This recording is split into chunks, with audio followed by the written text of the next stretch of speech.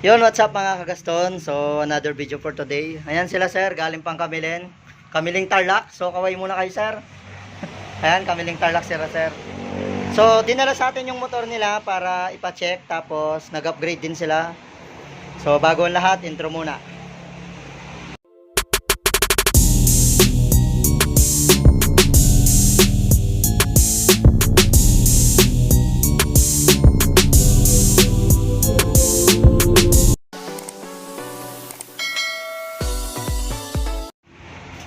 So yun mga kagaston, ang ginawa natin dito, nagpalit tayo ng 36mm throttle body.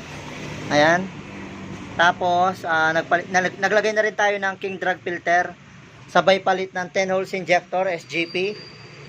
Tapos nabanggit ni sir na ginawa daw ng iba to. Yung mismong fuel pump, eto, mismong fuel pump, nilagyan na naman to ng tornilyo. Ayan.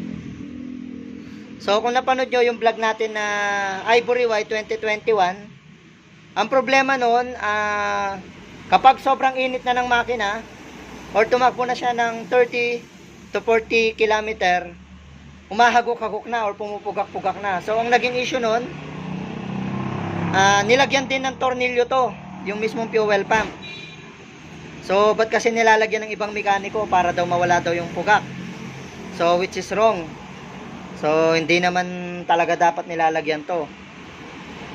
So, ang gagawin natin ito, tatanggalin ngayon natin siya kasi nga, yung motor ni Sir, 2K Auto pa lang, nilagyan daw ng ganito para mawala yung puga. Pero isang araw lang, pero kinabukasan meron ulit. Kapag yung motor nyo, bago pa, lalo na gantong Auto, 2000 pa lang, so parang under break-in pa kasi to eh. So, hindi pa talaga niya so mas maganda, wag nyong papagalaw. Yung pugak, meron talaga yan kapag bago pa. Kapag talaga tumakbo na yan ng mga 5 to 10,000 km na, yung pugak na yun mawawala rin. So pinalitan din daw ng spark plug, tapos ito, nilagyan ng ganito. So wag nyo pong gagayahin to kasi hindi naman ngayon yung magiging problema kapag katagalan. Tulad yung ginawa nating motor, nabili niya second hand, nung napunta niya sa kanya yung motor, yun, umaagok-agok na. Kapag mainit na yung makina or kapag tumakbo na ng 30 to 40 km. So, ginawa natin doon, tinanggal lang natin yung ganto. So, ngayon, okay na. So, yung Raider FI, wala po talaga siyang tornilyong ganto, pero yung ibang gumagawa, nilalagyan nila para nga daw mawala yung puga. So, mali po yun. So, gagawin natin, tanggalin muna natin to. So kaya lang naman tayo nagpalit ng 10 holes injector throttle body at saka nag-open si sir. Gusto lang niya na mag-upgrade. Baka kasi akala ng iba binigyan natin ng gasto si sir, pero si sir gusto niya mag-upgrade. Pero nabanggit lang ni sir sa akin na nilagyan daw ng tornilyo to para mawala yung puga. So yun, tatanggalin natin to kasi may masamang epekto to sa motor, lalo na katagalan. So tuloy natin yung video mamaya pag tapos na. So, ito pa yung mga kasunod. Ayan. Pila. So, ayan yung motor natin, yung blue. So, ito yung mga kasunod, yung dalawa.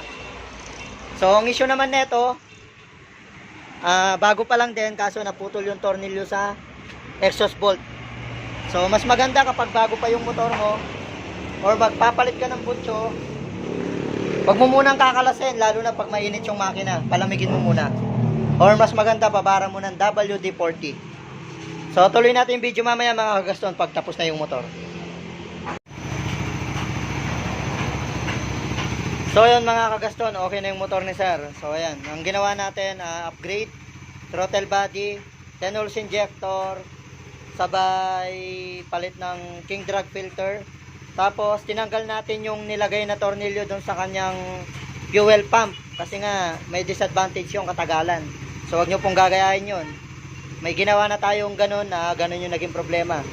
So, panoorin nyo na lang yung vlog natin, Ivory White yun. Ang problema, umahagok kapag mainit at namamatay. Sabay palit na rin ng tawag na ito, high tensile bolts para iwas putol. So yun, hanggang dito na lang yung video natin. Ayan, kaway muna kayo sir. From Kamiling Tarlac. So, God bless sa inyo.